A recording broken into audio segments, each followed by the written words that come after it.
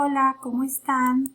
El día de hoy quiero platicarles acerca de lo que son los retos de cómo alimenta un padre en los tiempos modernos. Y para ello quiero recordarles desde cuándo festejamos formalmente a los padres. Pues miren, en 1909 en Estados Unidos, una mujer quiso homenajear a su padre, quien era veterano de guerra civil.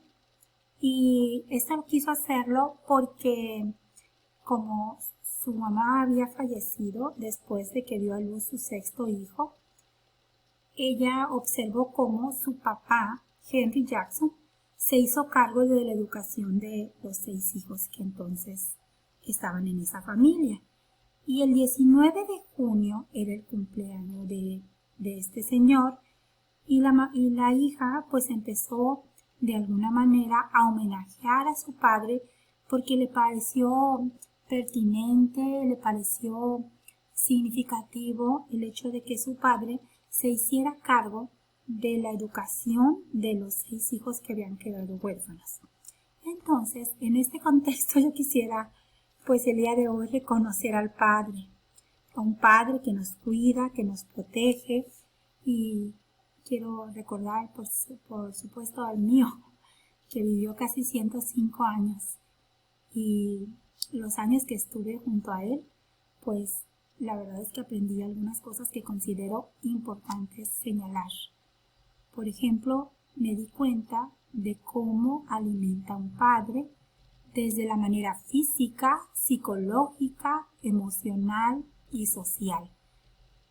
Y nosotros aquí ya hemos hablado en otro momento de lo que es alimentarse y nutrirse. Por eso quisiera decir yo que un padre, más que alimentar, tiene una función muy importante, y es la función de nutrir.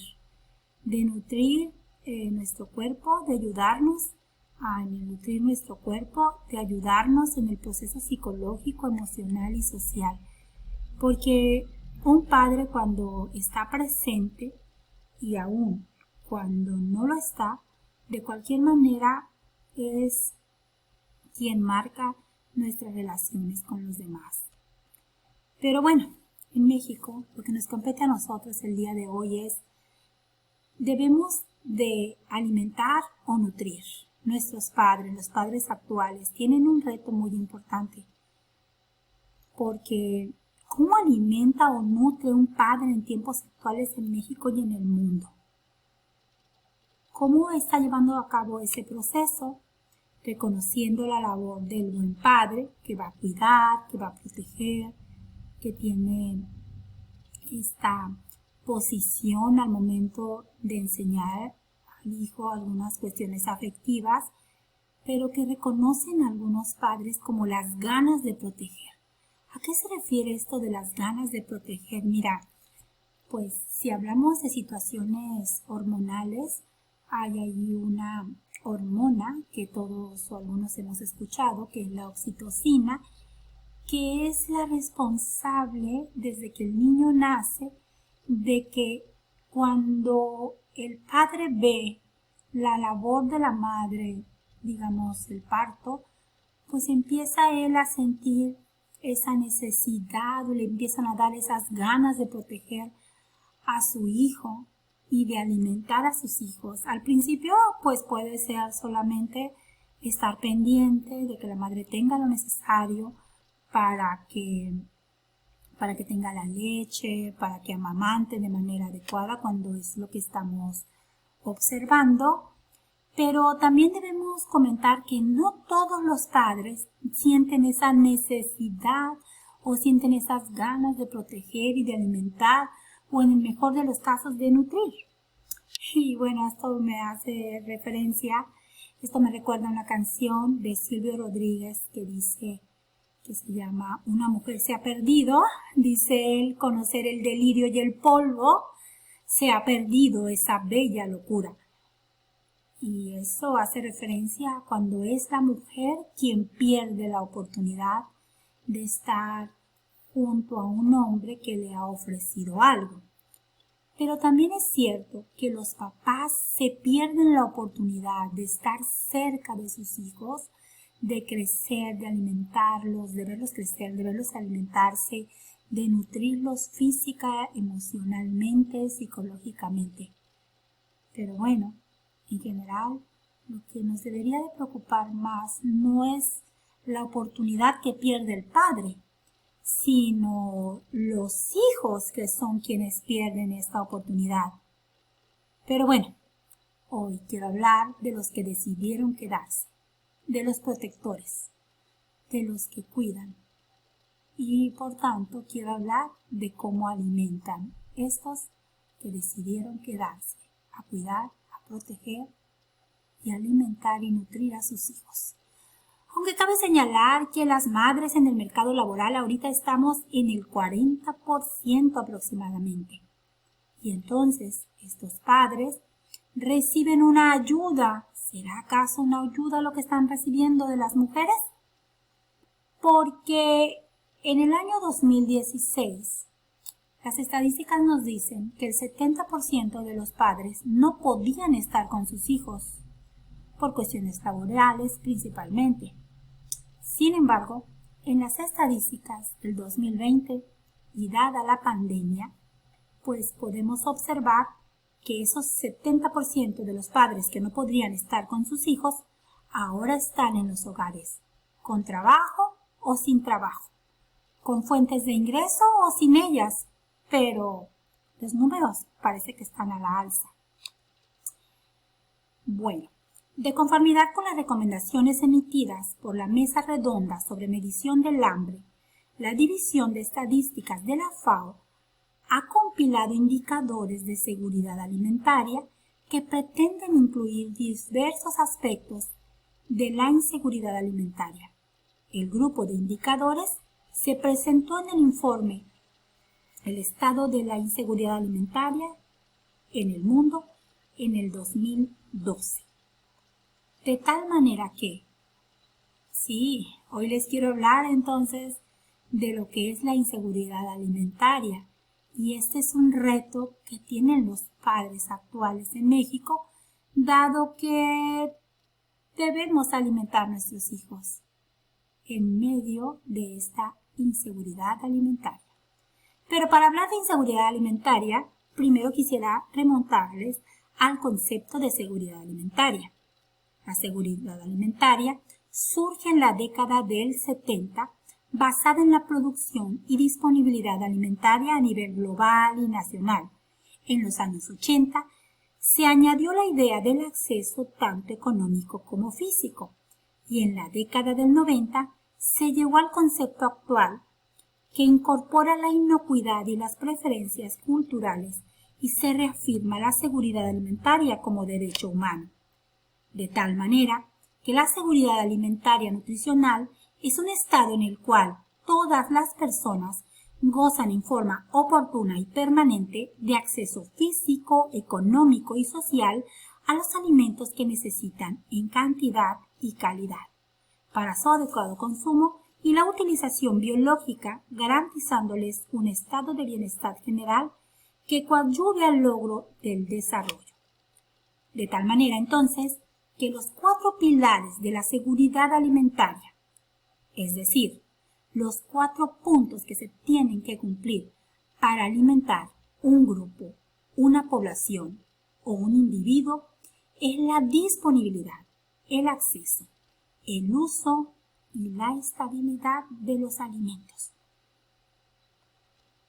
En México y en el mundo, a partir de la FAO, se manejan diferentes niveles de seguridad alimentaria, de tal manera que la inseguridad alimentaria se puede catalogar como leve, moderada o severa, dependiendo de unos factores que la misma FAO tiene establecidos. Y en México, la población en México está en alrededor del 10% como una sociedad que presenta inseguridad alimentaria severa. En un 20%, la población en México se encuentra en un estado de inseguridad moderada, en un 20%, y en un 40% se encuentra la población mexicana como inseguridad alimentaria leve. Entonces, si nosotros hacemos un análisis y sumamos estos tres valores, nos damos cuenta de que los niveles de inseguridad alimentaria en México están alrededor de un 70%. Si cuento los tres niveles, leve, moderado, severa, pues es cierto que el 10% solamente está en severo. Es cierto que el 20% está en moderado y que el leve solamente es un 40%. Pero juntos son 70%. Estaríamos hablando de que la inseguridad alimentaria en México está alrededor de un 70%. Por tanto, este es un gran reto. Los problemas más importantes en México en relación a la seguridad alimentaria que se vive son desnutrición y obesidad.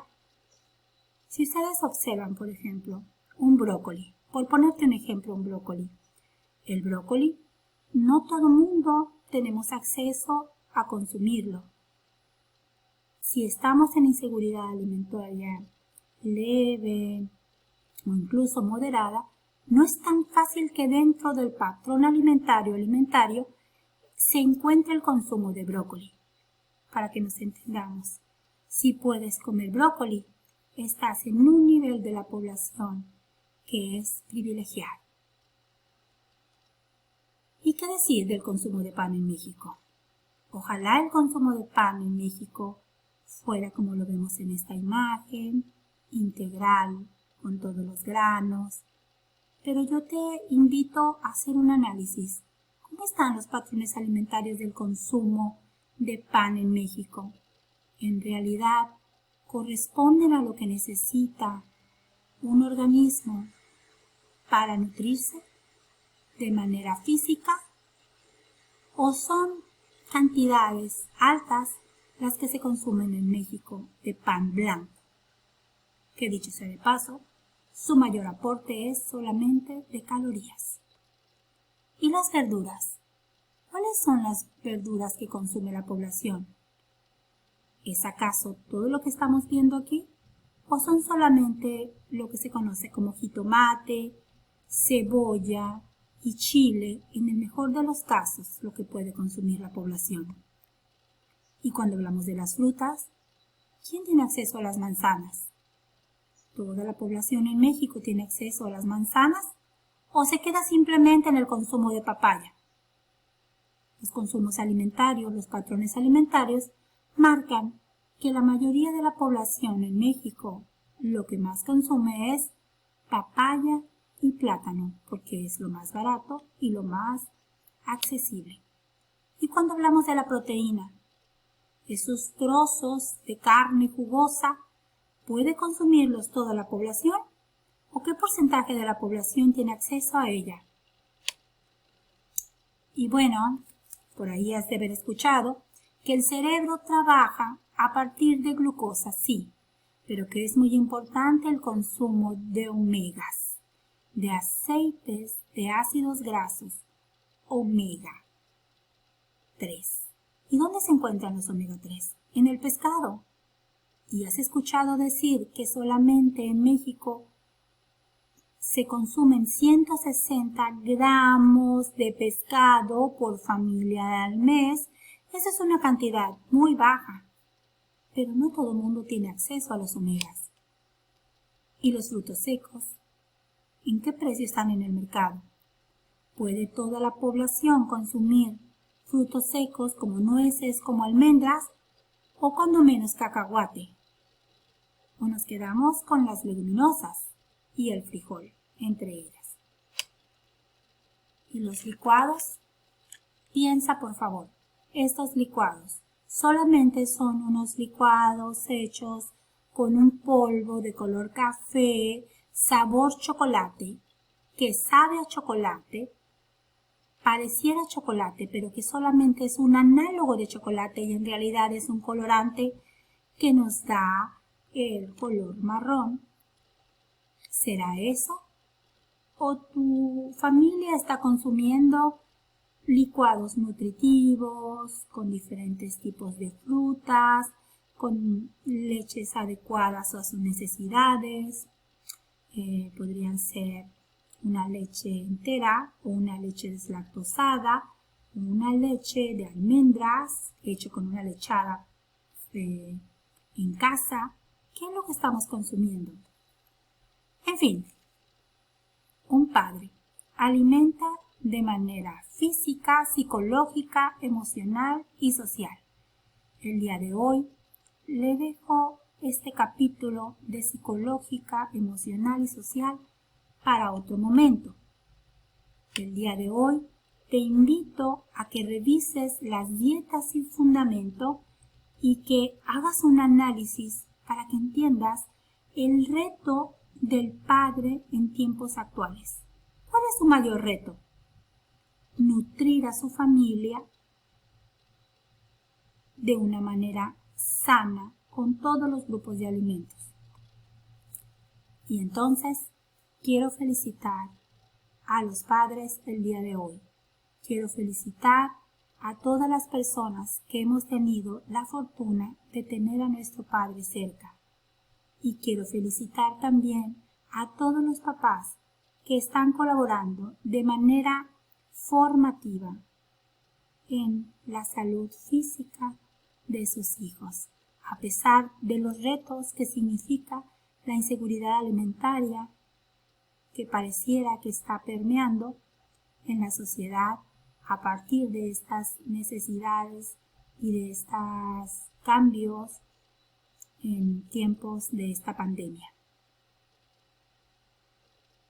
Y te recuerdo lo más importante. Compárteme, dale like y suscríbete. Que tengas una linda tarde.